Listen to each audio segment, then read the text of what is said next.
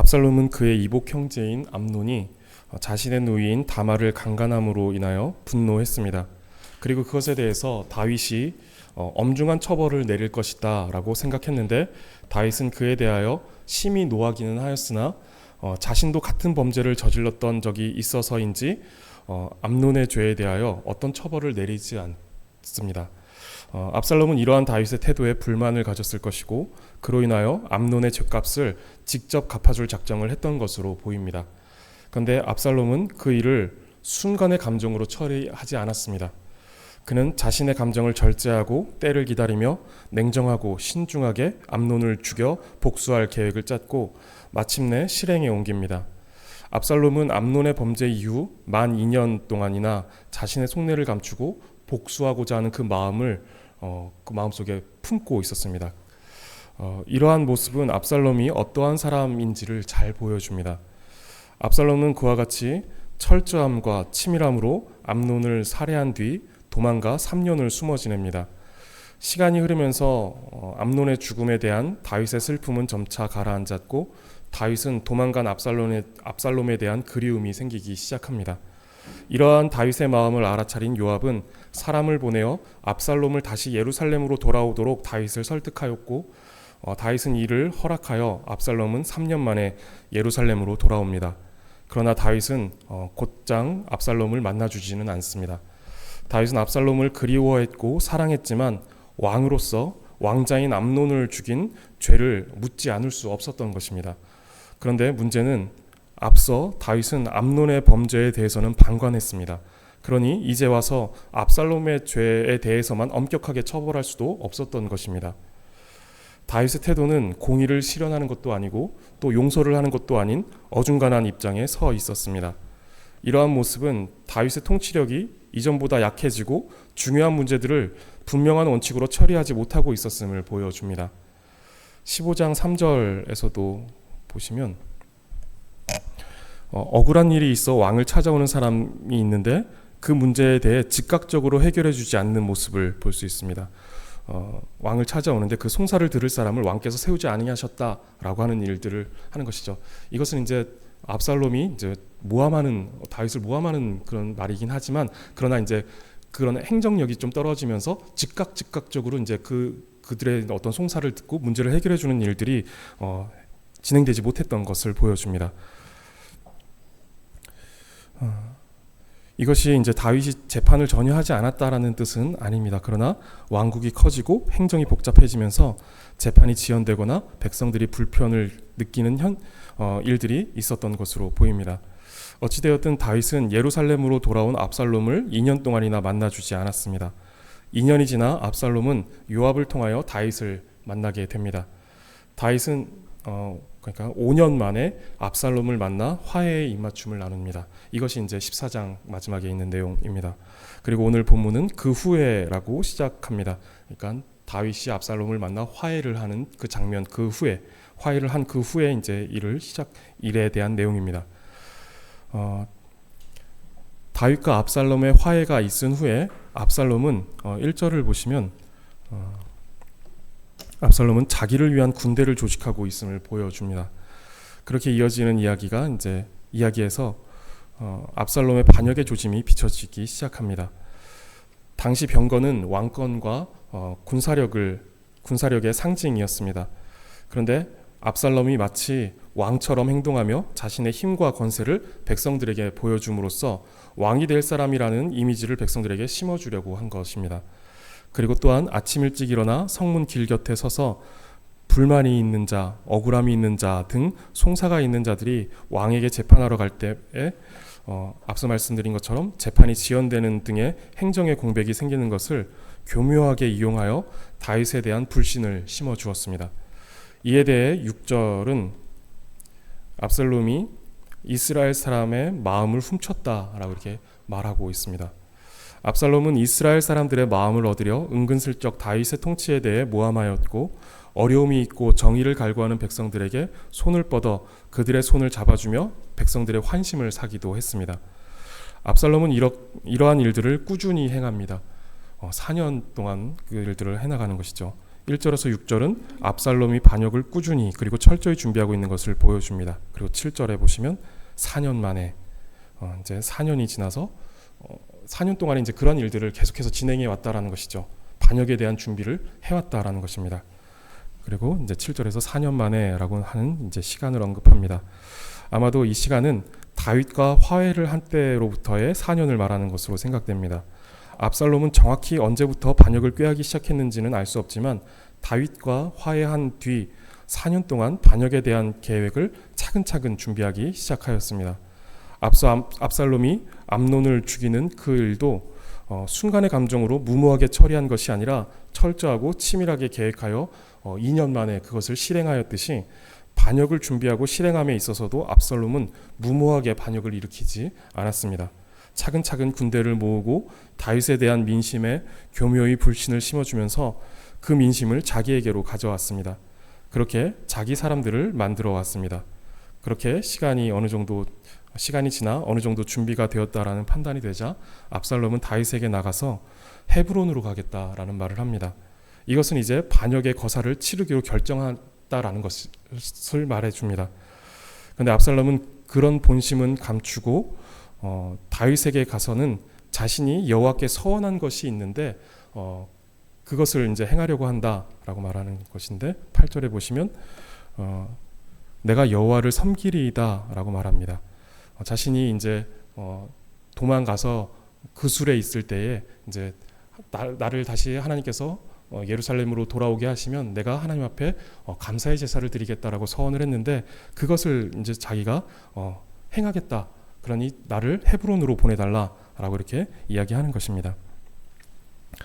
그래서 이제 역사적으로나 종교적으로 의미가 있는 헤브론을 이렇게 택하여 가는 것처럼 이렇게 압살롬은 다윗의 허락을 구합니다.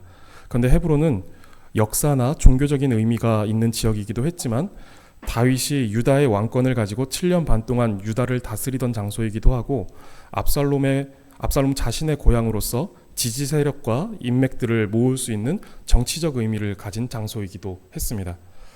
아마도 압살롬이 헤브론으로 가고자 한 이유는 이 정치적인 의미를 고려하여 결정한 것으로 보입니다. 그러나 겉으로는 여호와를 섬기러 가겠다, 하나님께 제사를 드리러 가겠다라고 하는 경건을 목적으로 둔갑합니다. 이것을 눈치채지 못한 다윗은 허락하고 압살롬을 보냅니다. 압살롬은 그 길로 일어나 헤브론으로 갔고 이스라엘 전역의 모든 지파들에게 정탐을 보내어 자신이 왕이 되었다라고 알리도록 합니다. 이제 반역이 시작된 것이죠.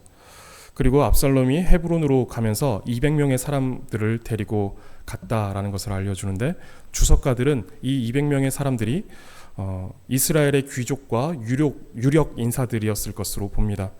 왜냐하면 그렇게 귀족과 유력 인사들이 압살롬을 따르고 지지하는 듯한 모습을 보여줌으로써 백성들에게 자신이 왕권을 얻을 자격이 있음을 보여주려고 했던 것입니다. 그런데 그들은 압살롬의 이러한 일들을 모른 채 그저 제사하는 그 일에 제사하는 일에 따라간다라고 생각하며 따라간 사람들이었습니다. 압살롬은 이렇게 치밀하게 반역을 준비했습니다. 그리고 압살롬은 다윗의 참모인 아히도벨을 불러 자기 편에 서게 합니다. 이렇게 반역의 일들이 구체화되어 가면서 압살롬에게로 나와 압살롬의 편에 서는 사람들이 많아졌다라고 말합니다. 압살롬은 철저하고 주도 면밀한 사람이었습니다. 그는 단순히 감정적으로 일을 처리하는 사람이 아니었고 그렇게 자신의 야욕을 차분하게 준비해 나가는 사람이었습니다. 그는 반역에 대한 욕구를 철저하게 통제하며 4년을 기다립니다. 그는 조급하지 않게 군대를 조직하였고 사람들의 마음을 다윗에게서 자신에게로 가져왔습니다. 많은 사람들은 그에게 마음을 빼앗긴 나머지 자신이 지금 어떤 길을 가고 있는지조차 모르고 그를 따라갔습니다. 압살롬은 철저하고 주도 면밀하게 자신의 계획을 이루어 나가는 듯 보입니다. 그리고 그가 계획한 대로 일이 척척 풀려나가는 것처럼 보이기도 합니다. 그는 최고의 정치가요 또 전략가처럼 보입니다. 그런데 1절에서 보여주듯이 그는 자기를 위하여 이러한 준비들을 해나가고 있습니다. 이것은 사실 매우 위험한 발상임에도 압살롬은 전혀 자신의 잘못을 감지하지 못하고 있습니다. 굉장히 지혜롭고 똑똑하게 이 일들을 준비해 나간다라고 자신은 여기고 있었고 그렇게 보여지지만, 그러나 정말 중요한 것, 정말 중요한 사실을 간과하고 있다라는 것, 이것을 기억하지 못하고 있다라는 것을 이것을 기억하지 못하고 있는 것이죠. 매우 뛰어난 사람처럼 보이지만 가장 중요한 것을 놓치고 있는 영리한 바보가 바로 지금 이 압살롬인 것입니다. 이스라엘은 하나님께서 택하신 하나님의 백성입니다. 하나님께서 다스리시는 하나님의 나라이며 하나님께서 이스라엘의 참된 왕이십니다. 지금 압살롬이 반역을 꾀하며 차지하려고 하는 그 왕권은 다윗의 것이 아니라 하나님의 것이고, 그래서 압살롬은 지금 다윗을 상대로 반역을 꾀하고 있는 것이 아니라 하나님을 상대로 하고 있다는 것을 지금 압살롬은 모르고 있는 것이죠. 모든 것을 다 알고 그것을 계획대로 척척 잘 준비해 나가고 있다라고 생각했지만 가장 중요한 것을 모르고 있는 어리석은 사람이었던 것입니다. 그렇게 다윗을 철저히 속여오면서 완벽하게 준비해 왔지만 하나님을 속일 수 없다라는 것을 알지 못한 것입니다. 그래서 그는 겁도 없이 여호와를 섬기기로 서원했다라며 하나님을 자신의 욕망의 도구로 이용하기까지 합니다. 아마도 압살롬은 주도 면밀한 사람이었기 때문에 다윗을 속이기 위한 여러 핑계와 속임수를 두고 고민했을 것입니다. 그 결과 가장 확실한 방법으로 여호와의 이름을 사용한 것입니다. 그러나 이것이 얼마나 위험한 일이었는지 그는 몰랐던 것이죠. 압살롬에게 있어서 하나님은 없었습니다. 그는 하나님을 몰랐고 전혀 두려워하지 않았습니다. 그는 모든 것을 아는 것 같았고 철저하게 뜻한 바를 이루어 나가는 것 같았습니다. 그리고 실제로 상황이 그렇게 흘러가는 듯 보였습니다. 그러나 그에게는 하나님이 없었고 하나님을 두려워함이 없고 또 하나님을 아는 지식이 없었습니다. 우리가 모든 면에서 뛰어나 사람들이 자신을 따르고 또 그들의 인정을 받는다고 하여도 하나님을 모르고 하나님의 인정을 받지 못한다면 모든 것은 아무 의미가 없고 또 결국 어리석은 사람일 뿐입니다. 하나님을 알지 못하고 스스로 높아지는 모든 지식은 헛된 것이고 결국 어리석은 자가 하나님의 자리를 탐하며 쌓아 올리지만 곧 무너져버리는 허망한 탑이 될 수밖에 없습니다. 창세기 11장을 보시면 사람들이 서로 함께하며 지혜를 모으고 힘을 합치면서 문명을 이뤄내고 또 스스로 만족할 만한 상태가 되었습니다. 그러면서 하나님을 그들의 계획과 그들의 삶에서 제외시키고 자신들의 이름을 내걸고 자신들의 힘으로 자신들의 왕국을 만들어내자라는 결정을 합니다. 그런 합의에 이르게 되는 것이죠. 이 사람들은 규격화된 벽돌을 대량 생산할 수 있었고 역청을 사용하여 방수와 접착제로 사용할 수 있었으며 높은 건축물을 쌓아 올릴 만큼 뛰어난 공학과 기술을 가진 사람들이었습니다. 그러나 성경은 그러한 그들에 대해서 지혜롭다, 이들은 뛰어난 사람들이다 라고 말하지 않습니다. 왜냐하면 그들의 생각과 그들의 합의와 그들의 결과물 속에 하나님이 계시지 않았기 때문에 그렇습니다. 하나님이 없는 지혜는 지혜가 아닙니다. 야고보서 3장 15절을 보시면 이러한 지혜는 위로부터 내려온 것이 아니요 땅 위의 것이요 정욕의 것이요 귀신의 것이니 라고 말씀합니다. 야고보 기자가 말하는 이러한 지혜는 하나님이 없는, 하나님이 제외된 채 이기적 욕망과 육신적 야망에 사로잡힌 지혜를 말합니다. 그것은 땅의 것이고 정욕의 것이고 귀신의 것이다 라고 말합니다. 그러한 지혜는 땅의 것을 추구하기에 하나님을 대적하는 결과를 초래하고 또 죄로 오염되고 왜곡된 소원을 갖기에 그릇된 자기 욕구를 가지고 참되신 하나님을 섬기지 못하게 하며 마귀에 의해 행동과 생각이 지배되고 선동됨으로 하나님께로 나아가지 못합니다. 우리의 생각과 행동, 우리의 판단과 결정에는 하나님이 함께 계셔야만 합니다. 하나님이 기뻐하시는 것이 무엇인지 묻고 하나님의 뜻에 합당하게 행하기 위한 소원이 우리 속에 있어야 합니다. 그것이 우리가 가지고 있어야 하는 지혜, 최고의 지혜인 것이죠. 잠언 9장 10절을 보시면 여호와를 경외하는 것이 지혜의 근본이요 거룩하신 자를 아는 것이 명철이니라 라고 말씀합니다. 우리는 이것을 꼭 기억해야 하는 것이죠. 아무리 뛰어난 지혜를 가지고 있고 아무리 치밀한 계획을 세워 가장 탁월한 기술을 발휘한다라고 해도 거기에 하나님이 계시지 않고 하나님이 제외되어 있다면 세상의 모든 지혜와 능력이 집합되어 있다 하더라도 그것은 가장 어리석은 것입니다. 압살롬은 누구보다 영리했습니다. 그는 사람의 마음을 얻는 법도 알았고 권력을 얻는 법도 알았습니다. 그러나 성경은 그것을 참된 지혜라고 부르지 않습니다. 참된 지혜는 하나님을 아는 데서 시작되기 때문에 그렇습니다. 바울은 빌립보서 3장 8절에서 또한 모든 것을 해로 여김은 내 주 그리스도 예수를 아는 지식이 가장 고상하기 때문이다 라고 고백합니다. 바울은 많은 것을 가진 사람이었지만 하나님을 아는 것이 너무 귀하기 때문에 다른 것들은 오히려 해가 되고 배설물과 같이 여겨진다라고 이렇게 말합니다. 세상은 많이 알고 많이 이루는 사람을 지혜롭다, 그가 성공을 했다, 그가 복을 받았다라고 말하지만 성경은 하나님을 알고 경외하는 사람이 가장 지혜로운 사람이다라고 말씀합니다. 왜냐하면 우리가 이 땅에서 행할 수 있는 것 가운데 하나님을 알고 하나님을 경외하는 일보다 더 위대하고 더 가치 있는 일은 없기 때문입니다. 그런데 죄로 어두워진 우리의 지혜는 계속 가장 귀하신 하나님이 없이 무언가를 행하고 이루려고 합니다. 압살롬은 세상을 아는 사람이었지만 하나님을 아는 사람은 아니었습니다. 그는 사람의 마음을 얻었지만 하나님의 마음을 구할 줄 몰랐습니다. 그는 때를 기다릴 줄 알았지만 하나님의 때를 찾을 줄은 몰랐습니다. 그는 왕의 자리를 차지하는 방법을 알았지만 하나님께서 왕을 세우신다라는 이 사실을 몰랐습니다. 반면 다윗은 넘어지고 실패했지만 결국 하나님께로 돌아올 줄 아는 사람이었습니다. 다윗은 하나님의 마음을 구할 줄 알았고 하나님의 때를 기다렸으며 하나님께서 세우신다라는 사실을 알았습니다. 그래서 성경은 그에게 하나님의 마음에 합한 사람이다라는 어떤 평가를 해주고 있는 것이죠. 다윗이 비겁하고 겁약하며 완악하여 범죄하는 순간이 반복되었지만 그럼에도 다윗은 하나님의 마음에 합한 사람이다라고 하는 평가를 받게 됩니다. 이유는 다윗의 삶에는 언제나 하나님이 함께 하셨고 다윗 또한 하나님을 가까이 했기 때문입니다. 시편 73편에서 악인의 형통을 부러워하던 시인이 진정한 복이 무엇인지를 깨닫고 이런 고백을 합니다. 73편 28절에 하나님께 가까이 함이 내게 복이라 내가 주 여호와를 나의 피난처로 삼아 주의 모든 행적을 전파하리이다. 우리가 인생을 살면서 이것을 깨닫는다면 우리는 가장 큰 지혜를 얻는 것입니다.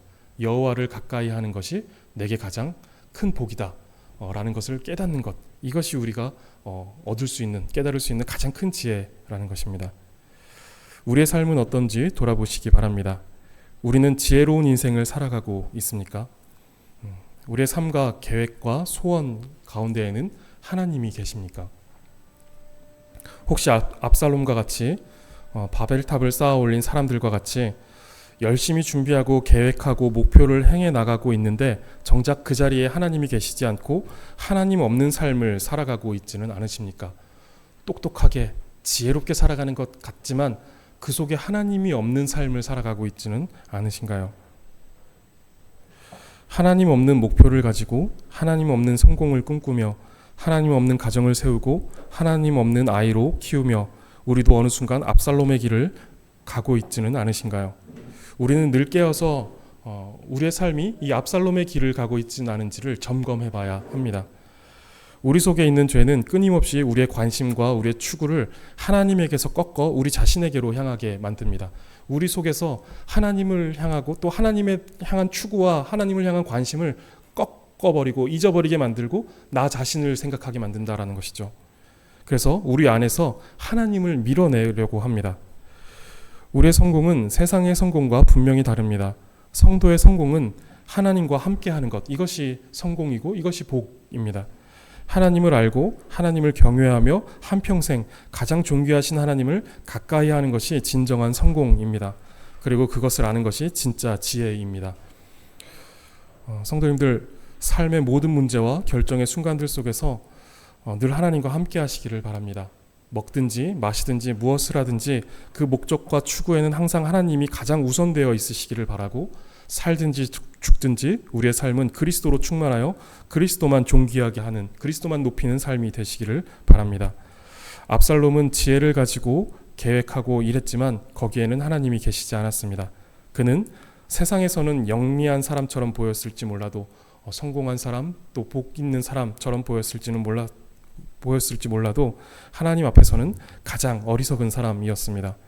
하나님을 가까이 하는 것이 가장 큰 복이며 하나님을 아는 것이 가장 큰 지혜임을 늘 기억하시기 바랍니다. 그러므로 인생의 모든 여정 속에서 언제나 하나님과 동행하시는 성도님들 되시기를 바라고, 언제나 우리를 먼저 찾아오시고 끝까지 함께 하시는 하나님의 은혜가 성도님들의 삶 가운데 날마다 충만하게 있으시기를 바라겠습니다.